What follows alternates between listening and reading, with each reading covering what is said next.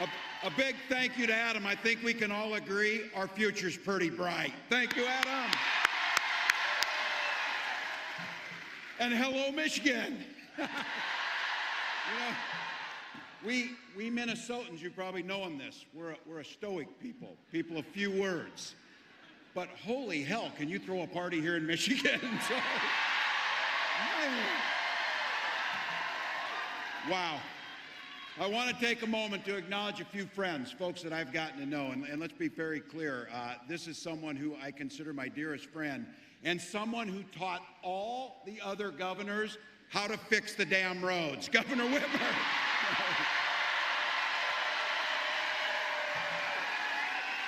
You have got a treasure in Michigan. And I'll tell you what, we share a lot between us in the upper Midwest. We share. Oh, we need some water. We have somebody down. We need some water. Medic.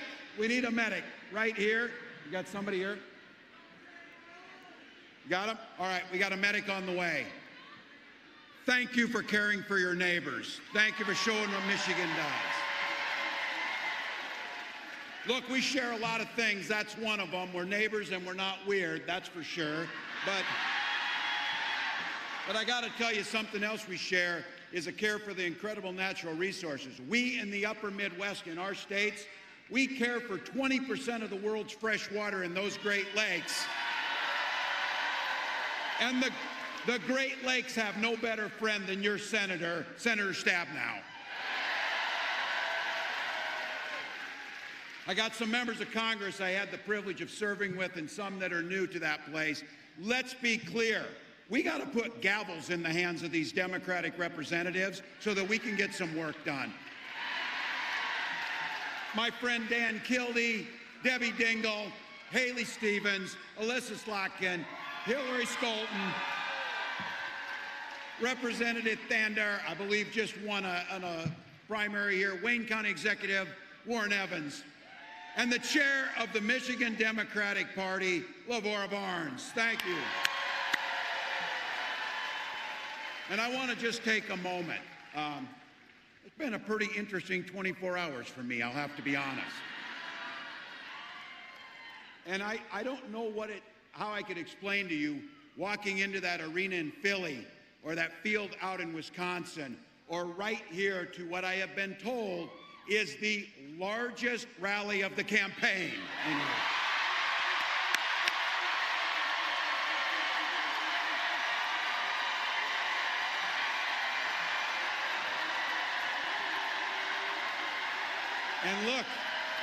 And look, this is a place full of working folks, students, folks who care. And I think about this. You came out here early, found a place to park, stood in the sun, sat here and wait, and you did it.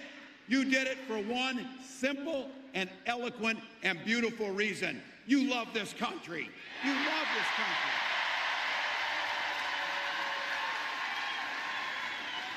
I couldn't be prouder to be on this ticket and to help make Kamala Harris the next president of the United States.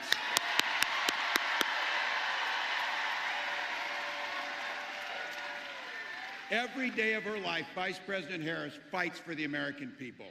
She's taken on predators, fraudsters, and transnational gangs. You heard it.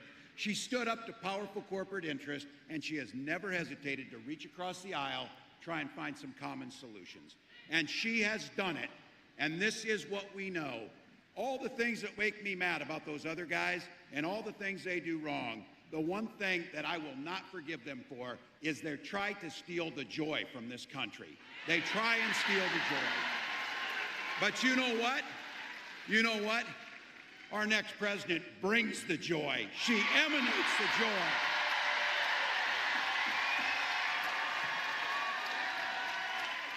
I know a little something about that commitment to people.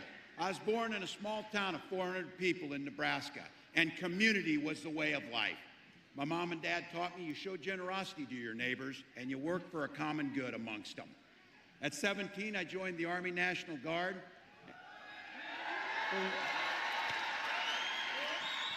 And for the next 24 years, it was a privilege to wear the uniform of this country. And just as it did for my dad, a Korean War era veteran, and millions of others, I used the GI Bill to get a college education. Followed a bit in my dad's footsteps. He was a teacher.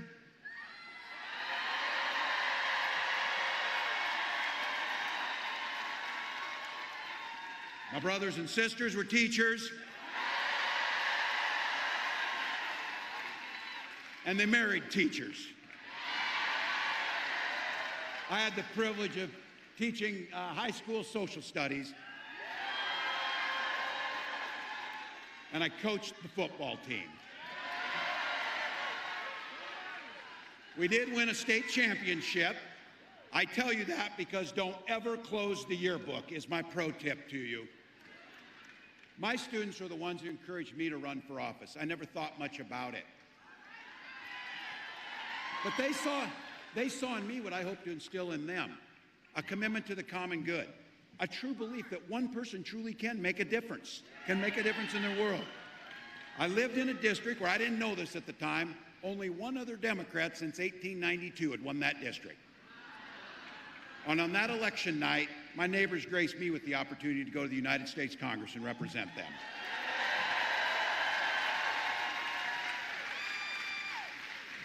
I learned how to compromise without compromising my values.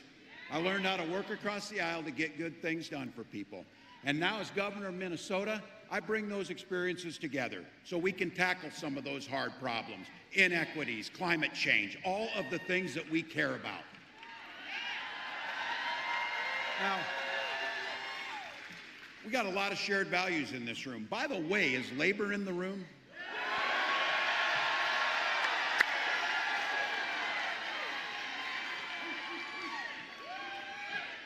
This might be my chance to use it. Yeah. Yeah.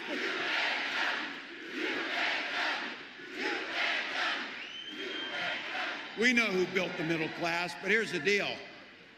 What we know is Donald Trump, he sees the world a bit differently than we see the world. And I've been saying it, he doesn't know the first thing about service because he's way too busy serving himself. This is a big difference. Again and again, he does things that weakens our country, only to strengthen his own hand. He mocks our laws. He sows chaos and division amongst the public. And that's to say nothing about his record as president. He is that. He is that. Look, we had the worst crisis of a generation, and he froze during COVID. People lost their lives because of that. He drove the economy into the ground, and make no mistake, violent crime was up during Donald Trump's presidency. And that's not even counting the crimes he committed. So, some of the gray hairs in here remember a Republican Party that used to actually talk about freedom.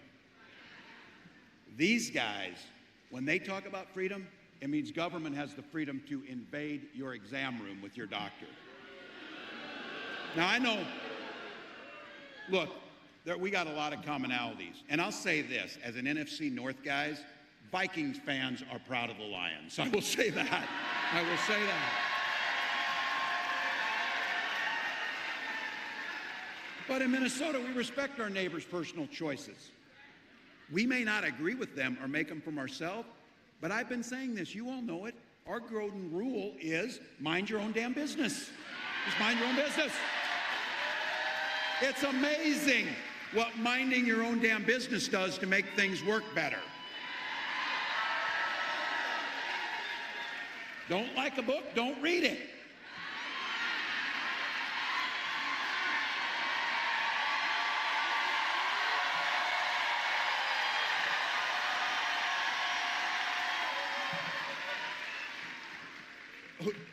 Is there anybody in America sitting around in a bar, a bunch of people talking and say, you know what we need in this country? We need a bad animal farm. That's the first thing we'd even do. Nobody says that. But you know what? It would be fun if it wasn't so dangerous. because then they start thinking about things like IVF and banning IVF. And I have to tell you, this is very personal for my family. When my wife and I decided to have children, we went through years of fertility treatments. Remember, every time the phone rang, I'd catch my breath, I'd feel nervousness, and then it would be a crushing feeling when they told us that the treatments didn't work. The agony of that I can feel to this day. But I can also feel some joy in this, because it wasn't by chance, as I say this, when our daughter, and we finally conceived, and our daughter was born, we didn't hesitate at all. We named her Hope. We named her Hope.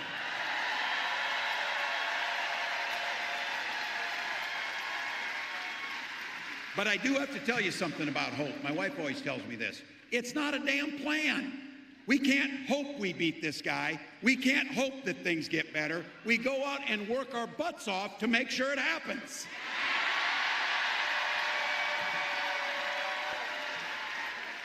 So when our next president walks out here and she talks about freedom, she means the freedom to make your own health care decisions. And when she comes out here and talks about that our children should be free to go to school without being shot dead in their classrooms. Look, we believe strongly in Minnesota in the Second Amendment, just like you do. But we also believe strongly in common sense gun violence prevention law.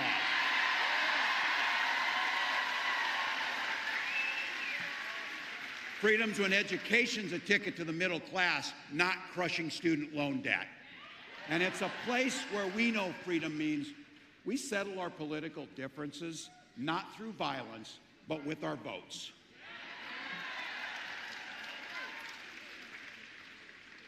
You get it. You drove out here. You stood here. Yeah.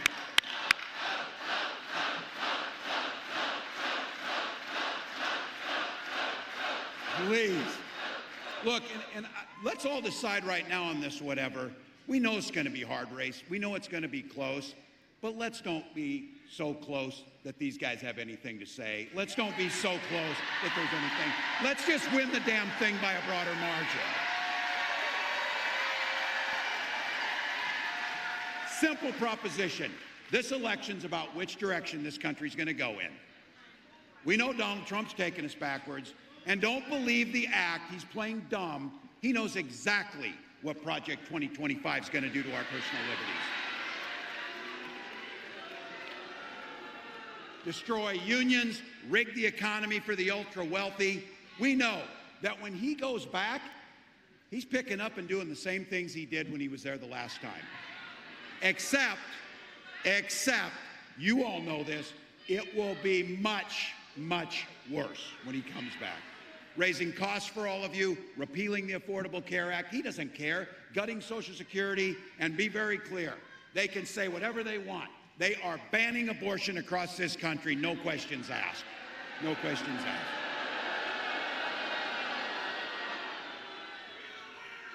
asked. Yeah, you think this guy cares about you or your family? His running mate has the same dangerous and backward agenda as Trump. Well, heck, you all know it. Every regular person in the heartland went to Yale, had Silicon Valley billionaires fund his career, and then he writes a book trashing the very community that raised him. That whole thing is, I wasn't calling anybody names. I was just making an observation about them. We can see it. And here's my thing. There's a lot of things going to happen, by the way. We got about 91 days, and I keep telling people this, 91 days. My God, you can do anything for 91 days. 90. Christ, I haven't slept in 24 hours. You know why? We'll sleep when we're dead. We'll sleep when we're dead. Get it done.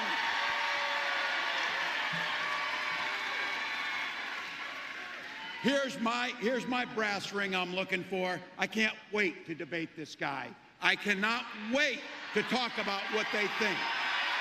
I can't wait to ask him why he wants to take health care and take reproductive rights. and why he wants to make sure that the wealthiest pay no taxes as we destroy unions in the middle class.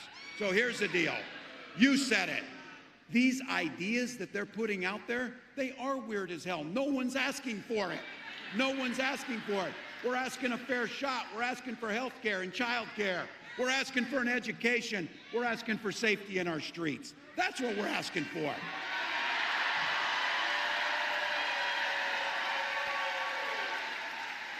And we're going to get it because that's what this campaign's about. It's about moving forward. Look, you know that Kamala Harris believes that you should be making the own choices in your life. She believes that every person should have an opportunity to enter the middle class.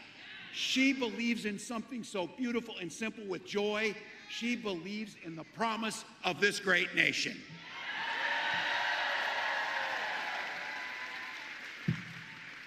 Look, she can take care of herself out front, and she said it. If they want to talk smack, she said it. Say it to my face, damn it. Say it to my face.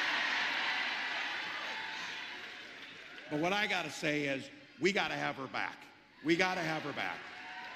So, Madam Vice President, thank you for the trust you placed in me. Michigan, help me right now give a warm Midwest welcome to the next President of the United States, Kamala Harris.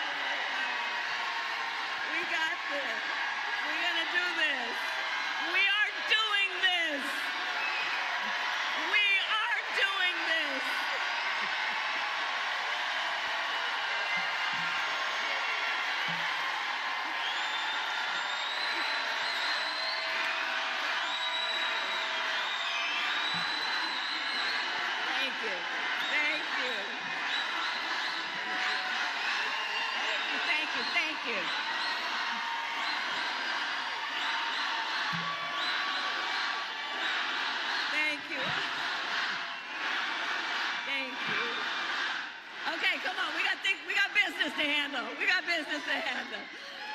Good evening, everyone. Good evening, good evening, good evening. Can we hear it up for Tim Walz? Isn't he amazing? He's going to be the most incredible vice president. All right, so it is good to be back and to be with so many incredible leaders. I love you. Governor Gretchen Whitmer, thank you for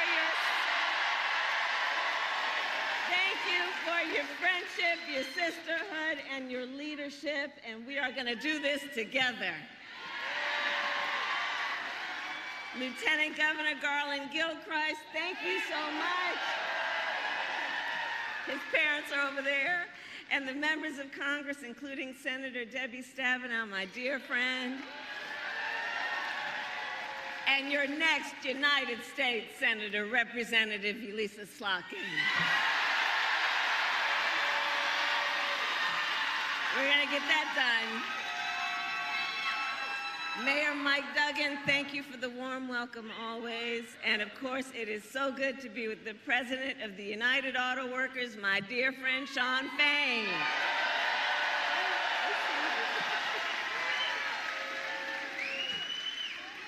And last week, it was my honor, it feels like last year.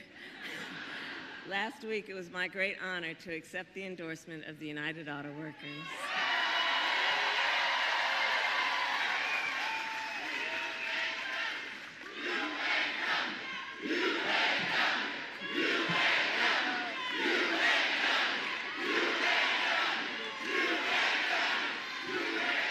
And the UAW has always worked to lift up the working people of our nation.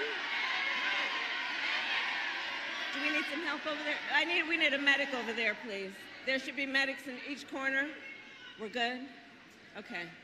All right. Look, let's all take care of each other and look out for each other, all right? That's who we are. We look out for each other. Okay.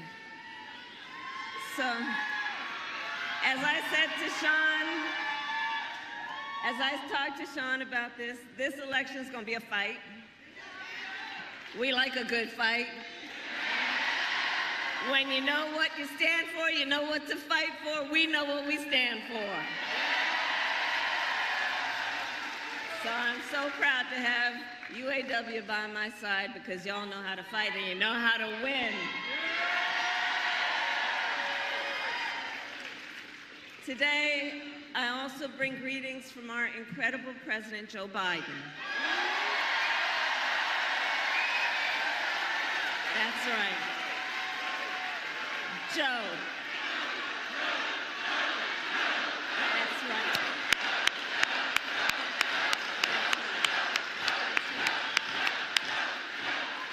And I know we are all deeply, deeply grateful to Joe for his lifetime of service to our nation. And we thank you, Joe Biden, each and every day for all you are and all you still have yet to do.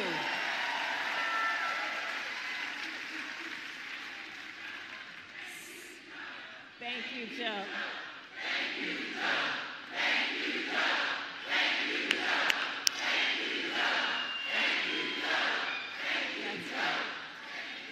I'm going to tell him what you said. So, Michigan, this has been a big week. On Monday, I officially became the Democratic nominee for President of the United States.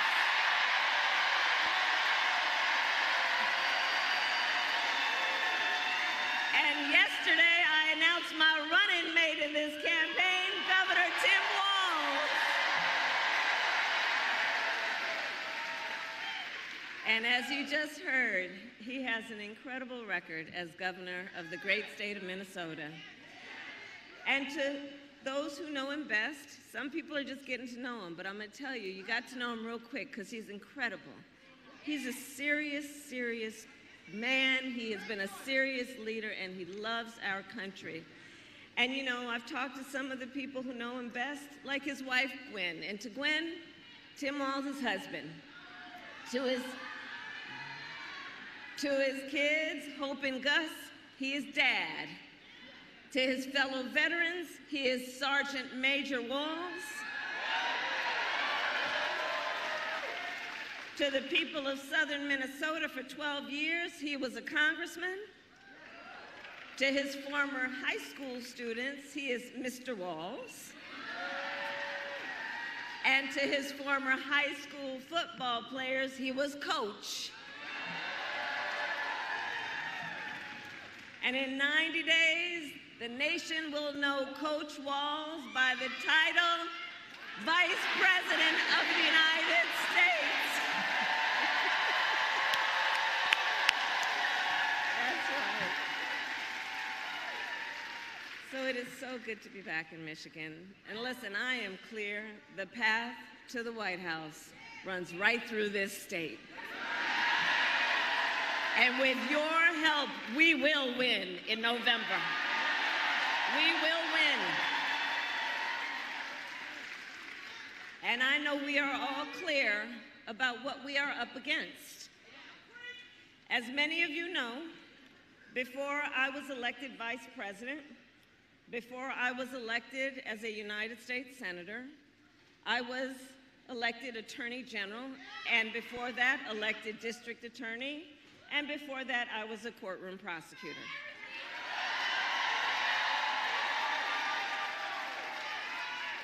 In those roles, I took on perpetrators of all kinds.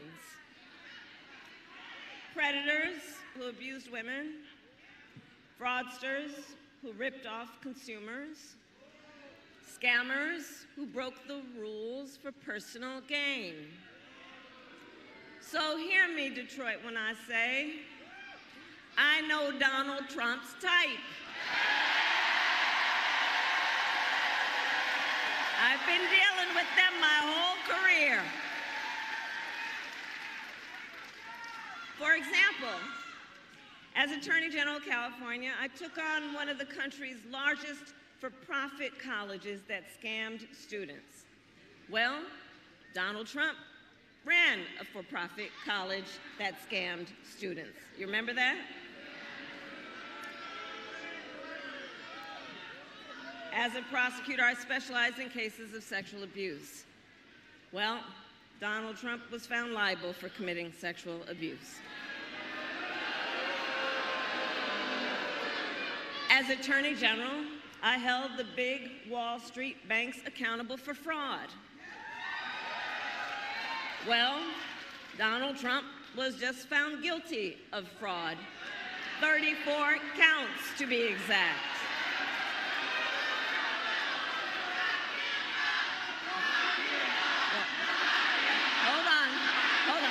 Hold on. You know what? Here, hold on. Here's the thing. The courts are going to handle that. We're going to beat them in November. We'll beat them in November. We'll handle that. But all that to say, in this campaign, I proudly put my record against his any day of the week.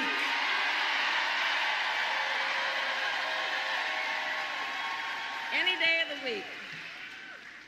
But make no mistake, our campaign, this campaign, is not just about us versus Donald Trump.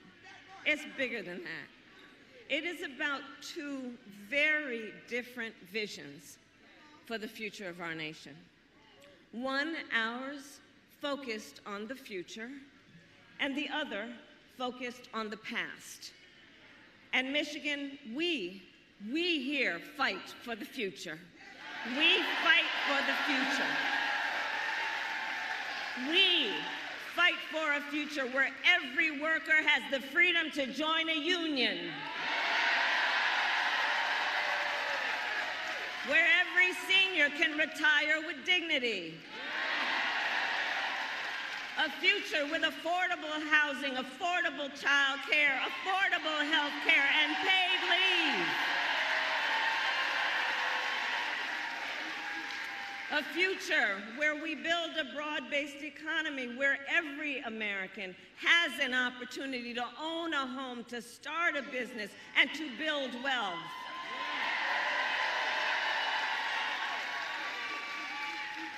And understand, in this fight, we are joyful warriors. Because while fighting for a brighter future may take hard work, we all here know hard work is good work. Hard work is good work. We believe in a future where we lower the cost of living for America's families, so they have a chance, not just to get by, but to get ahead. Because look, while our economy is doing well by many measures, prices for everyday things like groceries are still too high. You know it and I know it. When I was Attorney General, I went after price-fixing schemes. And when I am president, it will be my day one priority to fight to bring down prices, to take on the big corporations that engage in illegal price gouging, take on corporate landlords that unfairly raise rents on working families, to take on big pharma and cap the cost of prescription drugs for all Americans. That is the work we will do together. And all of this to say, unlike Donald Trump, I will always put the middle class and working families first. Because Coach Walz and I know the middle class built this great country of ours, and when the middle class is strong, America is strong.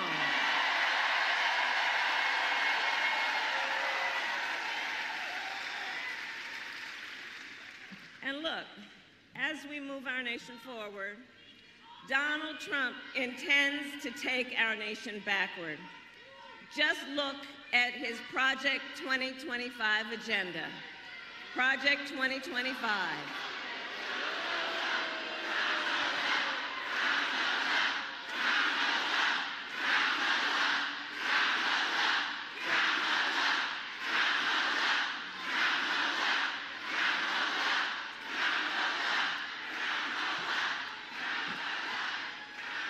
And please do check out Project 2025, because I'm telling you, it is a plan. It is a plan to weaken America's middle class. Project 2025, if he is elected.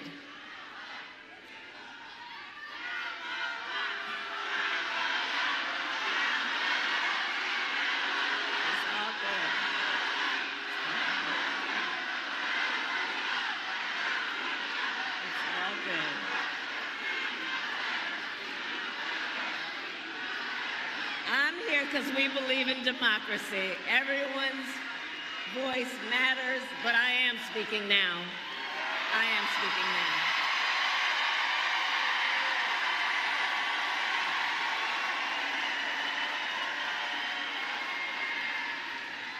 So Project 2025, look, if he is elected, Donald Trump intends to give tax breaks to billionaires and big corporations. He intends to cut Social Security and Medicare. He intends to surrender our fight against the climate crisis, and he intends to end the Affordable Care Act. You know what? If you want Donald Trump to win, then say that, otherwise I'm speaking.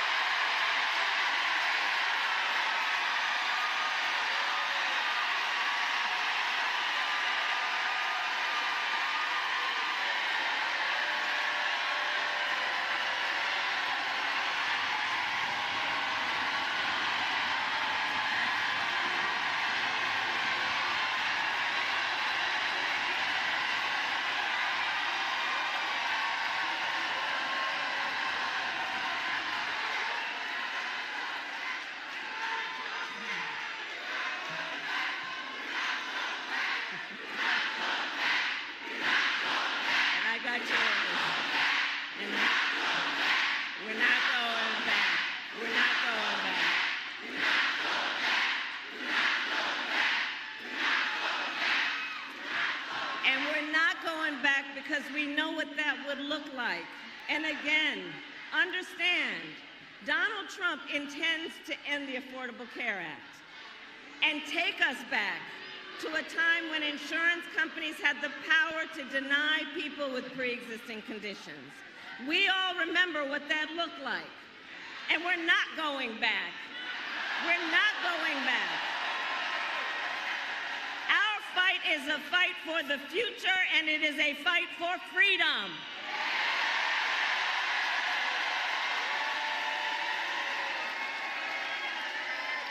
Across our nation, we are witnessing a full-on attack on hard-fought, hard-won fundamental freedoms and rights, and we will not stand for it.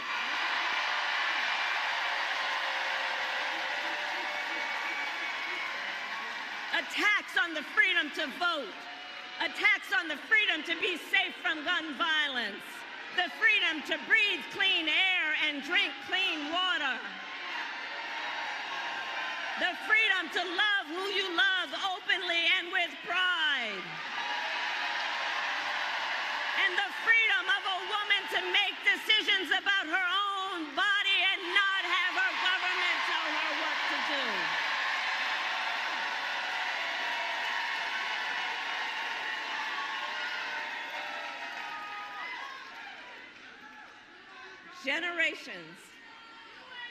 Generations of Americans before us led the fight for freedom. Now the baton is in our hands, each and every one of us. So we, who believe in the sacred freedom to vote, will finally pass the John Lewis Voting Rights Act and the Freedom to Vote Act.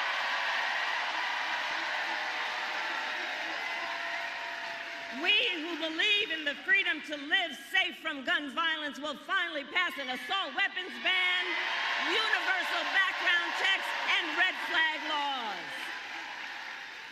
We who believe in the freedom to organize will pass the PRO Act and put an end to union busting once and for all.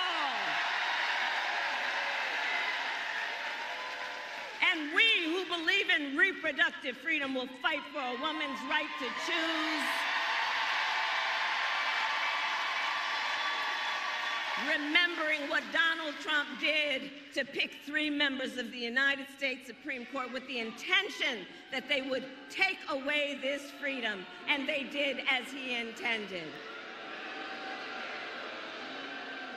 We who are paying attention to the fact that now over 20 states in our country have a Trump abortion ban, many with no exceptions, even for rape and incest. And we all know if he wins, he would sign a national abortion ban to outlaw abortion in every state, and that would include the great state of Michigan. But we're not going back.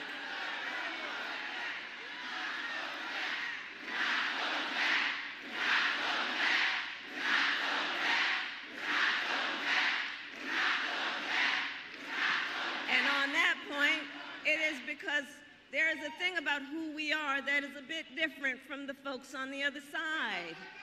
We trust women to know what is in their best interest and not have their government telling them what to do. And when I am President of the United States and Congress passes a bill to restore reproductive freedoms, I will sign it into law.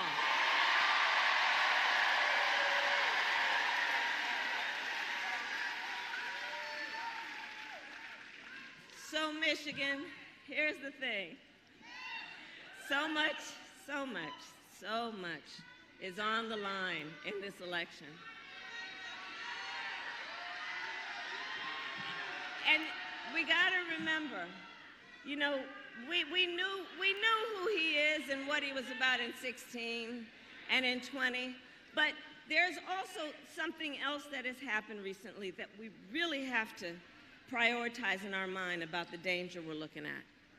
Last month, the United States Supreme Court basically just told the former president, who has been convicted of fraud, that going forward, he will be immune no matter what he does in the White House. But think about that. Think about that. Think about what that means. Think about what that means. The man has openly vowed, if reelected, that he will be a dictator on day one. Think about what that means when he said that he will even, quote, terminate the Constitution of the United States. Because let us be very clear, someone who suggests we should terminate the Constitution of the United States should never again stand behind the seal of the President of the United States. Never again.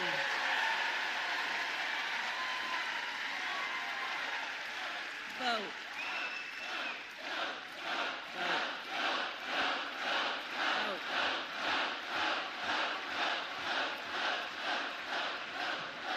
That's right. So here's the thing, to your point. When it comes down to all of the things that are important about this. I think the most important thing that I love you back. And listen, one of the things that I know brings us all out today and always is we love our country. We love our country. We love our country. And I do believe it is the highest form of patriotism to fight for the ideals of our country. That is how we preserve the promise of America. After all, the promise of America, think about it, is what makes it possible for Tim Walz and me to be together on this stage today. Think about it. Think about that. 2 middle-class kids, one a daughter of Oakland, California, who was raised by a working mother. I had a summer job at McDonald's. The other, a son of the Nebraska Plains who grew up working on a farm. Only in America is it possible for them together to make it all the way to the White House. Only in America. Only in America.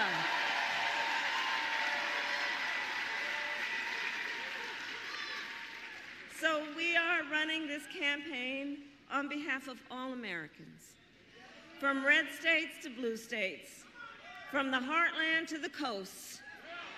And when elected, I promise you we will govern on behalf of all Americans. I promise that.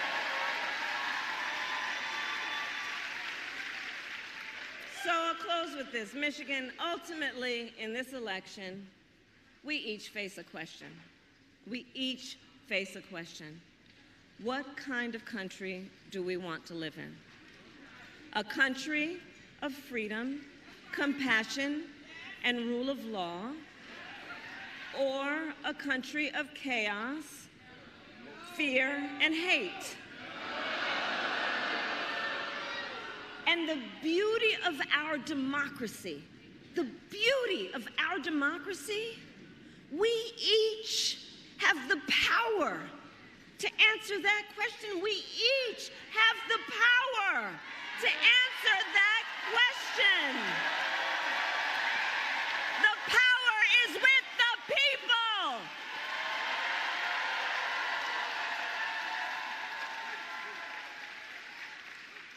So in the next 90 days, we need you to use your power. We need you to knock on some doors. We need you to register folks to vote. We need you to organize and energize and mobilize and make your voices heard. So Michigan, I ask you, are you ready to make your voices heard? Do we believe in freedom? Do we believe in opportunity? Do we believe in the promise of America? And are we ready to fight for it? And when we fight, we win. God bless you and God bless you.